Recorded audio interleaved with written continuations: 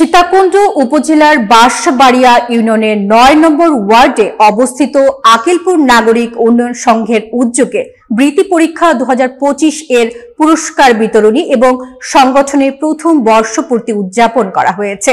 সীতাকুণ্ড প্রতিনিধি মোহাম্মদ রমিজ আলী জানান, অনুষ্ঠানটি দক্ষিণ আকিলপুর সরকারি প্রাথমিক বিদ্যালয়ের মাঠে বিকাল ৪টায় অনুষ্ঠিত হয়। উদ্বোধনী অনুষ্ঠানে প্রধান অতিথি হিসেবে উপস্থিত ছিলেন চট্টগ্রাম ৪ আসনের বিএনপির মনোনীত প্রার্থী কাজী মোহাম্মদ সালাউদ্দিন। তিনি শিক্ষার গুরুত্ব তুলে ধরেন এবং বেগম খালেদা জিয়ার রোগ মুক্তি কামনায় সকলের কাছে দোয়া প্রার্থনা করেন।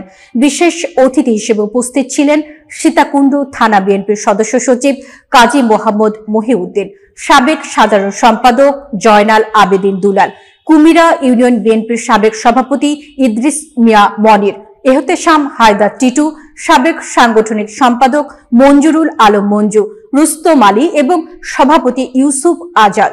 অনুষ্ঠানে বিভিন্ন শ্রেণীর কৃতি শিক্ষার্থীদের হাতে বৃত্তি এবং পুরস্কার তুলে দেওয়া হয়। উপস্থিত শিক্ষার্থী ও অভিভাবকরা আনন্দের সঙ্গে এই অনুষ্ঠানে অংশ নেন এবং শিক্ষার প্রতি উৎসাহ প্রকাশ করেন।